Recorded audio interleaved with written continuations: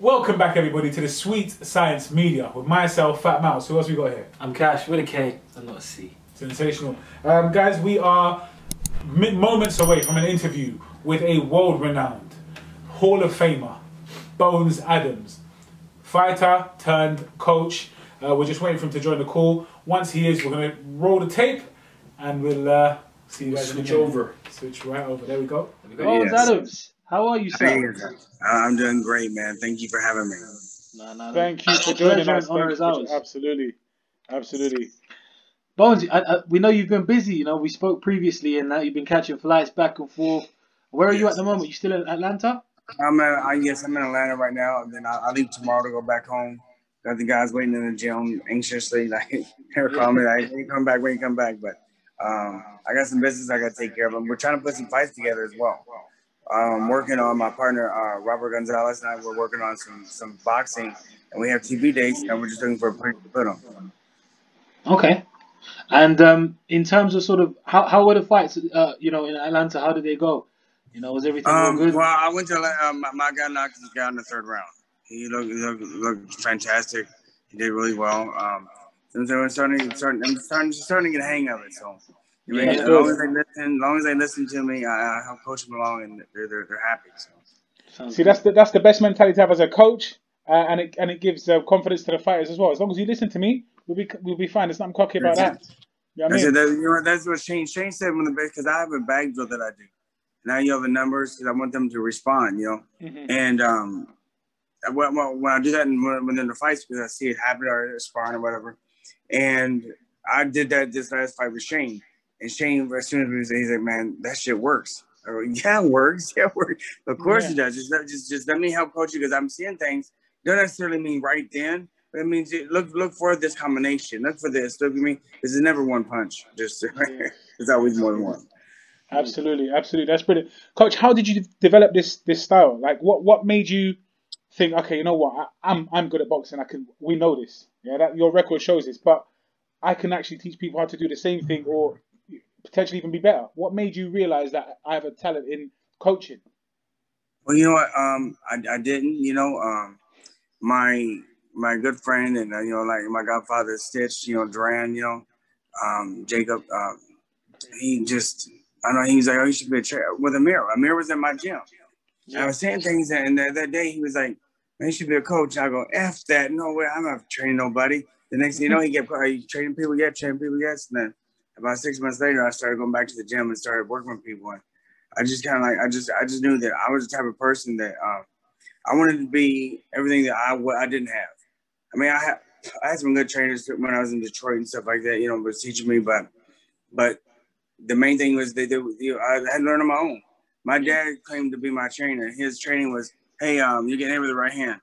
Yes, but I know that. But I mean, that's it. So I had to figure everything out myself. So I always want to be, if I be a coach, I want to be one who teaches and the reasons why, how to, this is what happened. Just every scenario possible that I possibly can, because every scenario is going to happen. That's amazing. That's amazing. I fully respect that, Coach, and I think that's the difference between, like you said, what you had with your father and a coach that knows more what they're doing is being prepared for each scenario, being prepared for several different responses to one action. I mean, like you said, you hit with the right hand. Okay, what can you do? What does your opponent do when he throws that right that you can capitalize on? Do you see what I mean? Yeah, exactly. And the fighter will see it in the ring, but the coach and the guys in the corner will see it more because that's what they're studying. So the fighter won't react until the coach tells them what to do. So that's amazing stuff. That's amazing stuff. Yeah. So they do stuff on their own, but I see things and they just implement it and start and they just throw it and it just works. Like last time was something, jab and hook the body. He threw a jab, threw a hook the body and went down. It's like you just see things that you just see it, I was gonna say as well, because you mentioned about Shane, and obviously Shane fought this weekend. Good win, stopped the guy who's never been stopped before. And that was our goal. There you go. And you did it. And you managed to do it. And I was saying, we saw differences already in Shane that we hadn't seen before. Yes. Right. To me, looks more confident when he's throwing his punches. He is. You know? Yeah. The feet And are you know, more and educated. I've been working on some stuff with him, but the main thing with Shane is confidence, keeping him focused. He's hard to stay focused on things. So that's what I'm working on with him the most. If he just stay focused, he needs to keep his hands up. But I was telling everybody that listen, they go, oh, well, he's gonna box me or win, but he'll never knock him out. I go, no, we're stopping him. Don't say that because they're giving more out. I go, listen, he's in phenomenal shape. He won't be punching himself out. We're stopping him. And they're okay. So Amazing, man. Amazing stuff. So obviously, congratulations for that win. Firstly, the question then next is, what is that? So does Mosley Senior? Do they have much contact? Does it disrupt training with you, or does he get involved at all in juniors training? No, because Shane and I, we used to train together and stuff like that. I've known Shane Senior for a long time. Mm-hmm. He's happy. Everyone's happy with the situation. Everyone's happy with the way it came down. I mean, just because like I ended up with Shane by accident. You know what I'm saying? Like, well, Justin Gimber, the what's his name's trainer, the middleweight champ, Caleb Plant. Yeah. Well, they put him in a bubble, and they said, listen, we can't train him, but you gotta be here and we'll let him out. Right. So I had no choice. I mean, he had no choice to go find another trainer. So Coach Larry Wade, which is also a strength and conditioning, but he's like, hey, what about Bones and stuff? And we've been looking for someone to work with as well together. Me and Coach Larry Wade, and we found him. So he's perfect.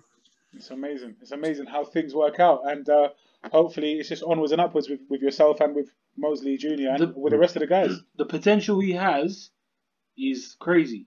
Mm-hmm. He hasn't ever lived up to the hype or the name yet. And this seems like just the beginning. Opportunities either. You know what I'm saying? Exactly. Now, yeah. I guarantee you now, you see the difference in him. Listen, I only had 6 weeks with him.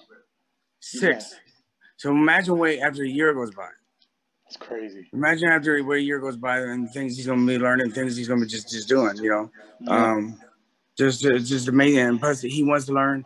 He does very well. He's just thirsty for knowledge, and he's just accepting it. So taking everything in. Are you guys looking to put that fight on with Jason Quigley again? I'm not sure. I mean, to tell you the truth, at a performance like that, I mean, what's Quigley to me? I want something bigger and better. I love that. Think about it. No, of course. What's the target next then? Is he looking at world honors?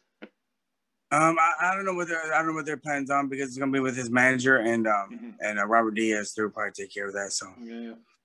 They're the ones in charge. I'm just there to whoever they put in front of them to destroy him. So so far you've proven that right. So whatever you're doing, man, you're doing it perfectly. I wanted to talk about a fight coming up in April for one of your guys, Sammy Vargas, going up against another son of a legend, Conor Benn. Yes. How's preparation going for that? He just got to the gym. When they get there, Monday, I think, and I left Tuesday. So he's been in the gym. He's anxious for me to get back as well. I'm really excited about this because, no disrespect to Ben, but Ben's no Vargas. You know what I'm saying? Or Ortiz, Virgil Ortiz. You know what I'm saying? Yeah. Virgil Ortiz is just like phenomenal. He's phenomenal, and we got the confidence. We just, that's the thing with him, that fight as well. We just started working together about 6-7 weeks. That's it. And then we kept getting off and on because it wasn't even consistent either because of the way the COVID was going on. Yeah. So now we're having full camp, and I guarantee you guys will see. Hopefully it happens because it's still in April, but hopefully it happens. We're counting on it. But you'll see. We'll probably knock him out too. I like the confidence. And the good thing is over here, because obviously we're based in London as well, based in UK, things are starting to ease up. Okay, good. So things are starting slowly, not yet completely, but hopefully by April times, because it's April 10th, I think, the fight. Yeah, I think it's April 10th, yes. Is it going to be in the UK, yeah? So the O2, I think. Yeah. Well, you know where you're staying when you come to London, huh? Yeah, of course. All right, my man. Brilliant. And I was going to say as well, you mentioned about Conor Benn not being Virgil Ortiz. What flaws and what weaknesses do you see already in Conor Benn? You know what? Right now, to say the truth, I'm honest. I have not even really watched him fight, so just a little bit here and there. I have not studied him and broken him down yet. I was supposed to do that during this trip, but then I got sidetracked. Sorry. but definitely by the time I get to the gym Wednesday, I'll definitely already looked at it and start working on some things to break them down. But just pretty much the rule of thumb is average for everyone. You know what I'm saying? Break your body down, and then the rest of it could just go. So Teddy Atlas always used to say it best. War in the basement. Yeah, that's it. Well, see, I like certain. They say punching the arms. I like punching the forearms. Mm-hmm. I don't want everybody can take in the bicep. Everybody can take in the shoulder. I mean, it's proven to some rare occasions you do get a busted bicep, but the forearms you just can't recover from that. You can't tighten it up. You can't even throw that. You can't close that fist properly. Measure your hands up. You can't make a fist. Just beat them up, wear them down. Yeah, and I was gonna ask as well. I've seen Sammy Vargas fight for a long time now. He's been in some of the biggest guys in the division as well. Danny Garcia, Amir Khan. What things did you want to try and bring to Vargas's camp to try and help him and make him the better fighter? He's always had potential to be one of the best. I think that he's just I think what'll make him better is just trusting me and listening. You know what I mean? Because the things that we did for the Virgil Ortiz fight, like every day in the gym, he didn't do. Yeah. I mean, he did, but not like on a regular basis. But there's a few things I wanted him to throw, because to take away that right hand, I wanted the right hand lead to the body, then jab to the head so it blocks, so it protects himself. He kept throwing a jab and kept getting caught, which was stupid. I mean, but and another thing is I wanted him on the inside, so when you get inside, just don't stay in the middle. Just each side, you know what I'm saying? Pivot out, shift, rotate, just don't stay in the middle. And he just stayed right there. And if he would have just did those two things, I think it would have made a huge difference in the fight. These are the changes that hopefully he implements for the future fights and corrects those mistakes. Man. No, he will. He will because he sees that. I mean, like, you know, he just sees. I mean, he sees it works now. So. Yeah. You know, with your sort of coaching style, was there any coaches you grew up or recently looked at and was like, I like sort of what he does, and I wanted to implement some similar things. Anyone you looked up to? Yeah. Virgil Hunter. He was in my gym, and he was with Ward, and I was like, this went long years ago, and I think if I'm gonna be a coach like that, because they work 3 hours on one punch, and we're trying to perfect it. You know what I'm saying? Like that's and he gave him why and the how tos and because of this, but just like every time I was like, that's the kind of coach I like to be like. I like questions. People like a lot of times people, if you ask a question, I'll just do it because I said to do it. I want them to ask so they know when. This is how you do it. This is the situation. This is when you do it. This is how you use it, and it's been helping out. So that's how you develop the fighter's IQ as well. Yes, they need to know the why. I want them. The more questions they ask means they want to learn and they take it in. When people don't ask questions, it means they think they're good enough. They think they're not really want to prove. Yeah, that's the truth. And it's true. You mentioned that. It's because so that space you worked with Khan, before his fight. I remember you mentioned as well in a couple of interviews, he's never had educated feet. And it wasn't about changing him as a fighter, but it was about implementing certain things that he could do differently. Yeah. Did you notice that change with him? Because I think I did as well. But was it gradual? Was it easy for someone like him to grasp? You know what? It was. I was more impressed. First of all, is like it's Amir Khan, right? He's already proven himself, and he was never said no to nothing. He just whatever I said, he just did, and just picked it up and just because he wanted to learn, and he did it. And the fight with Billy, because we was playing this other guy was I forgot his name. We ended up with Billy, and I was Billy like, if you fight this way, it's gonna go 3 to 4 rounds. And it went 3 or 4 rounds because he fought exactly the way I want him to, not being in a rush and get caught in stupid things. Like he took his time. Everything was just perfect. So perfect. Yeah. It was good though. It was a good performance. He looked solid. Yeah. Is there any other? I think the difference between I think that if he really tried and if we've been in the campus of like right now, the difference between a lot of differences against Canelo, against what's his name? With Crawford. Terrence Crawford, yeah. Especially Terrence Crawford. I mean, I feel like that with his skills and stuff like that, he could beat him, but not with the boxing that he did. Yeah. Do you think a lot of guys with Amir would have steered him in a different direction? Do you think, because when he moved up to welterweight, he fought Luis Collazo, fought Devin Alexander, looked phenomenal. Yeah. Then had about almost 18 to 2 years out, months, and then ended up jumping straight into the Canelo fight. Yeah. As a coach, would you have done anything different? Because I remember Virgil didn't want him to take the fight. Well, I mean, he was small, but I probably would have took the fight too because, I mean, honestly, there's nothing to lose. You guys too big, whatever else, but if you did phenomenal, you did well. But, yeah, that's a fair point. I'm sorry. No, that's fine. It's fine. You know what? But I think that if he had been a little bit more educated, if I had him for a while, I think he did a lot better with the Canelo. Possibly even beat him because I'm telling you, like, because he could be outboxed, but he was just moving. His feet was everywhere, going everywhere, like all over the place, and just he was like more or less running the whole time. Yeah, He's shadow boxing, the same thing. What the hell is he doing? Because I kept telling Stitch too. So Stitch was like, "Well, you should be a coach." I'm like, no, fuck that. Yeah, but it's these small things that coaches can see and fighters don't realize it. Yeah. Well, that's my main thing is this. My main thing is this: basics. Everybody in the world tries getting fancy. Listen, one of the best fighters ever supposed to be. What did he throw? Muhammad Ali, a 1-2. He didn't use hooks. He just did the 1-2, the basic shit. And he was one of the greatest of all time, they say. So why are you trying to do all this other crazy stuff with your hands down? Who cares? Just basic things, basic wins. Yeah. Bones, I wanted to ask you, currently in the current climate now with boxing, because it's so, from your time it's different. I think in your time there were so many killers in every division. And it was boxing. Yeah, and one belt.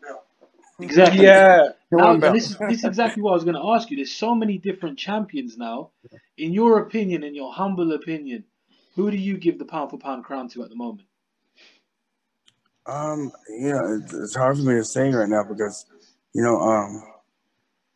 I hate saying this, but I don't really watch boxing. I mean, I do if they're my friends and like that. But now I have like 10, 12 fighters that I'm training, so they're like kids, plus my own kids, and plus them so I don't really get that much free time.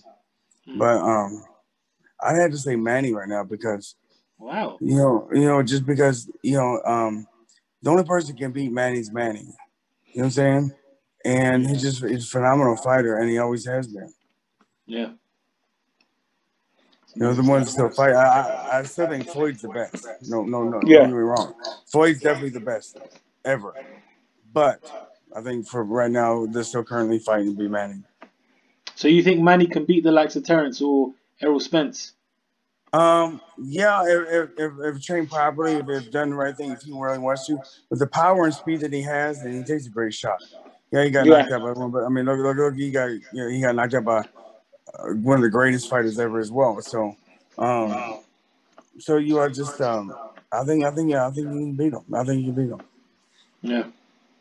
Just the one quick one before we wrap up and stuff.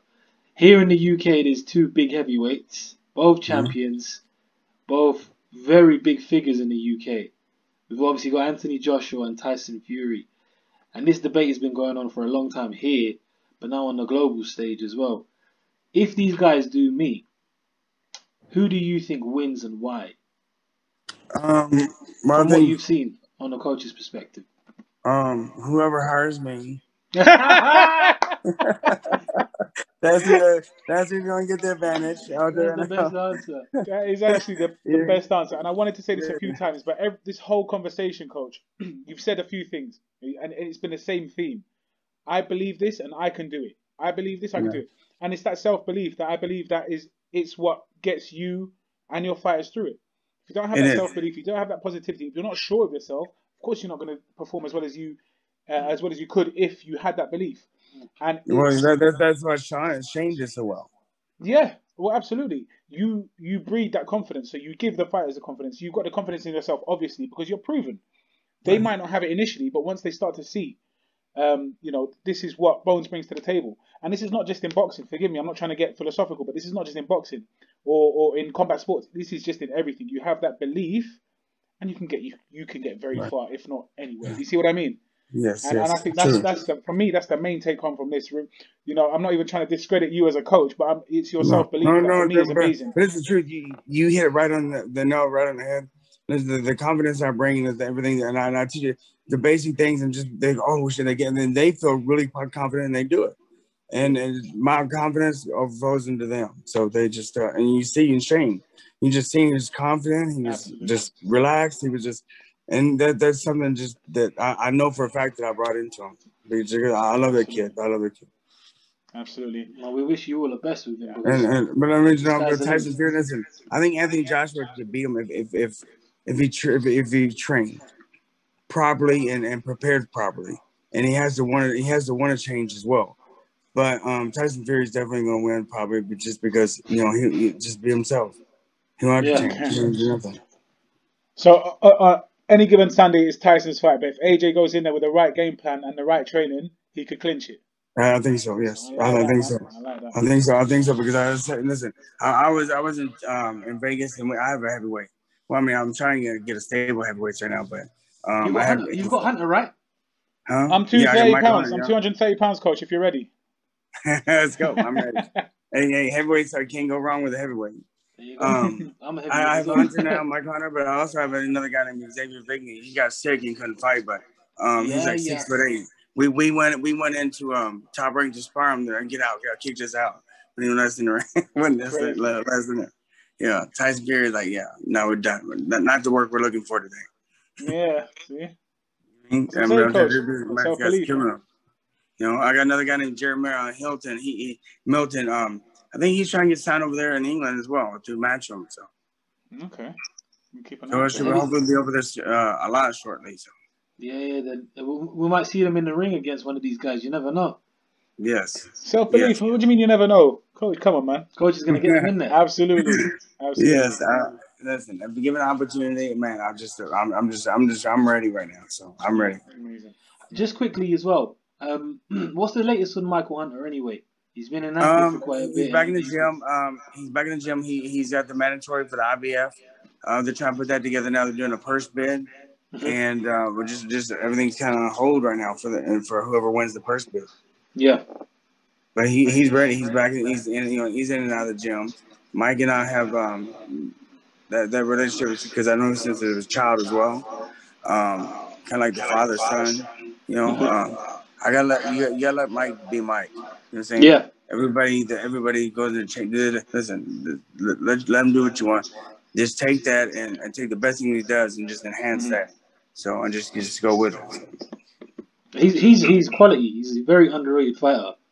You don't see him much in the cameras and talking too much. He's very reserved, nice, but inside the ring he's so cerebral. Every time I've seen him in there, like that fight against Povetkin.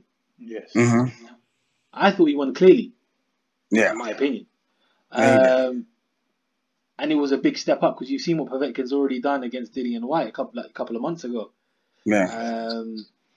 So yeah, well, I'm excited. The reason why I lost that fight because first of all, I hate to say this, but I wasn't able to work with him at the time, so but the reason why he lost the fight is because he prepared wrong. He lifted too much weights, trying to get too strong. Just be you. You know what I'm saying? Mike, just be Mike. Don't worry about all this stuff. I mean, you do conditioning and stuff like that, but not weights the way he was doing them. And he got tired. So yeah, he wasn't trained properly. So 100%. But he knows it. And he sees that's where everything's gonna be changed. Everything's gonna be changed. Different fighter. I'm saying right now. Listen, I pick him over anyone right now. Really? Because he reminds me him and his brother Keith. I've been training Keith for probably about 2 years now. They remind me so much of myself. Like just listen, and especially in the gym. If you try to say, hey, left hook, they're going to throw a right hand just on purpose because let them be their idea. I was the same way. Somebody's that right hand, I'm going to hit you with the left hook. Shut up. Let me do it my way. You know what I mean? And I got the 30 seconds to a minute to tell them, hey, listen, this is what I see. And just let them work it out. Just let them be. You know what I'm saying? Just give them an idea and just let them go with it. Yeah, that's amazing. That's amazing. You know, and everybody's different. Some guys you got to just like coach constantly. Like they want you to tell them what you want to and walk you all the way through. Then some you gotta be quiet and then just tell them and just give them ideas. Just give them the self-belief, coach, innit? Let them know that they can do it as well. That's amazing. It's true. Yeah. It's true. Coach, tell the fans where they can find you on social media so they can all give you a shout out and follow you. It's on Instagram, bones.adams.boxing, and then Facebook, obviously, but Bones Adams. Yeah. Sorry if I can't do it. I don't know how to add more. I'm not good with that stuff. So I have 5,000 friends. I don't know how to add more or get more or whatever. But I think it's to my limits. No, Coach, don't even worry about it. You're doing something more important anyway. You're coaching future champions. Thank you. We'll leave your bio, your website, all the things in our link below. Good. In our bio below, we'll put it on the screen as well now, so people can give you a shout and contact you if there's anything they want to do, and if there's any heavyweights out there, because you need that stable. But I mean, listen. If you DM me or whatever, I will answer it. I don't care who it is or how many. I will answer everybody. Perfect. So you know what I'm saying. Just that's the main thing. But if you just send a message on a picture, or something, I don't read nothing like that. Comments. Yeah. But if you DM me, I would definitely take care of whatever question you got or whatever answer or whatever it is. I would take care of. Perfect. Coach, thank you so much for your time, man. All the best with everything. Keep up the good work. Thank you, guys. It shows you're doing phenomenal. And we'll catch up with you again very soon. Yeah, we'll be in touch soon, man. I hope so. I'll be here. Get home safe. I'll be there. I hope I'm there. Sorry. I hope I'm there. Like I said, when you're here, there's no excuse. You'll stay with us and we're going to sort everything out. Yeah, of course. All right, man. Cheers, man. Take care. Take care, Coach. See you later. Bye-bye.